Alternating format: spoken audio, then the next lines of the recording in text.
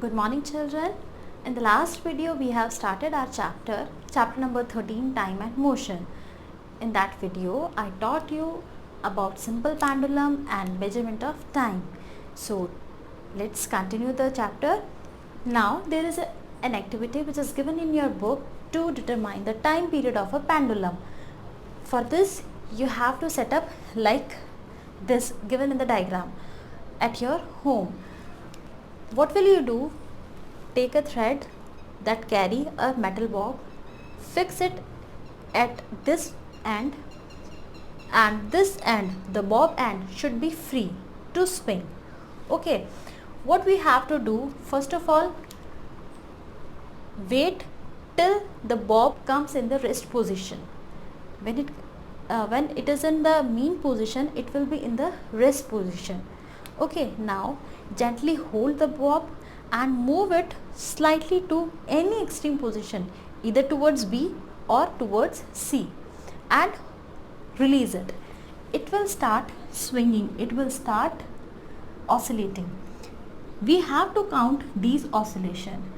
When you hold it and release it from one end, start the stopwatch and count the time of 20 oscillations. Okay, suppose that time is T. Okay, so we have to calculate what the time period of the pendulum. This T time period is for 20 oscillations. This is for 20 oscillations. Okay, so for one oscillation there will be, for one oscillation the time will be T upon 20 seconds, and this will be T upon 20. This will be the time period of the pendulum. Is it okay? What we did? We calculate the time period for this pendulum by noting down the time with the help of a stopwatch. We are noting the time for the 20 oscillations and then calculating a time for a single oscillation.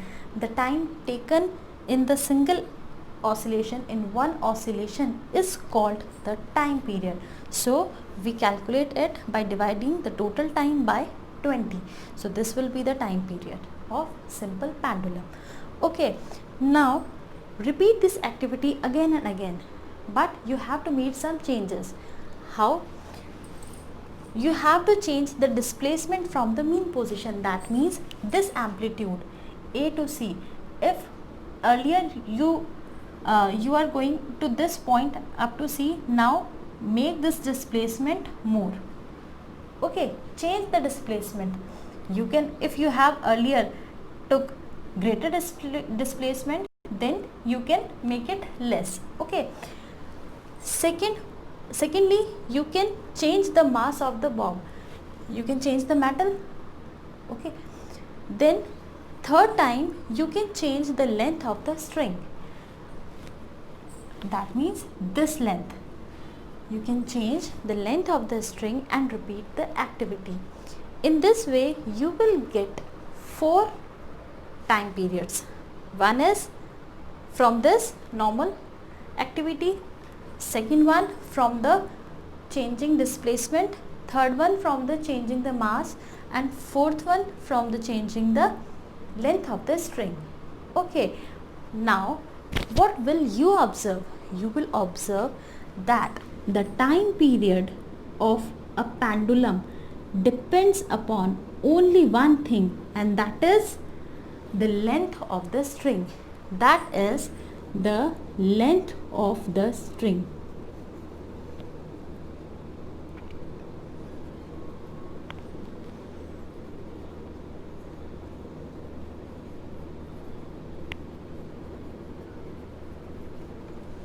Otherwise you make any changes you can do anything, the time period will be remain same. In the first case, second case, third case, the time period will be same, but in the fourth case, time period will change because the length of the string is changed and the time period is only and only depending upon the length of the string. Is it clear? Now we talk about the latest trends in measurement of time. The first one is pendulum clock. In the pendulum clock, there is a pendulum.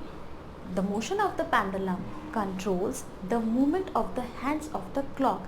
There are two hands, sometimes three hands. Hour hand, minute hand and second hand. These are controlled by the motion of the pendulum in this pendulum clock. The second one is mechanical wristwatch. In the mechanical wristwatch, there is no pendulum but there is a balanced wheel. That balanced wheel controls the movement of the hand of the clock. Now the third one is quartz clock. In this quartz there is a quartz crystal. This crystal has unique property of oscillating when subjected to a small amount of current. So in the circuitry of a clock, quartz crystal and a small cell is placed in the same circuit so that it gets the electric current from that cell and the clock works properly. It is more accurate than the pendulum clock. Now, to measure the short intervals of time, we use stopwatches as we used it in the previous activity too. The next one is the digital watch. Digital watch doesn't has any hand of the clock. It displays the time in the digital form. The next one is the most accurate clock, that is atomic clock. This atomic clock uses the vibrations of the atom for the working of the clock. This is the most accurate clock. Now there is a timer. You have seen the timer in the washing machine, in the microwave. This is a special type of the clock which record the sequence of the events. Is it clear? Now, what are the units of the time? We know it very well that any physical quantity can be measured in the units, and normally we use SI units for measuring the any physical quantity. So to measure the time, there is the SI unit of the time. What is it? Second. It is represented by this. Okay. Now we know that second is a very small quantity. We need to change the units according to our applications. So there are several other units for measuring the time, that are minute, hour, day, week, year, decades, etc. Let's see. 60 seconds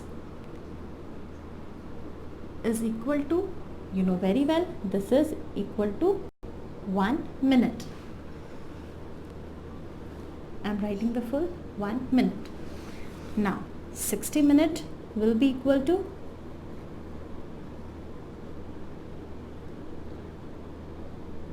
1 hour.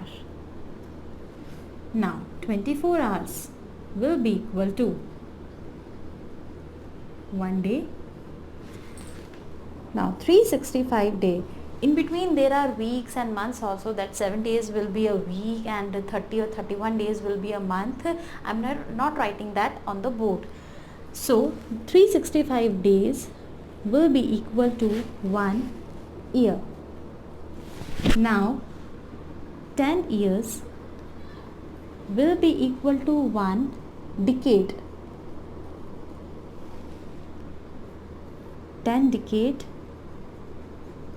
will be equal to 1 century. That means 10 decade means 100 years. That means 100 years. I am telling you here. Okay, and 10 centuries.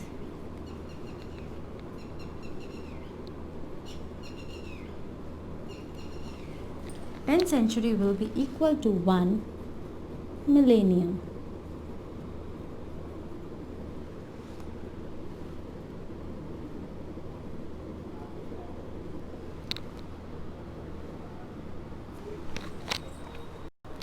I hope you understand the concept and the units of the time.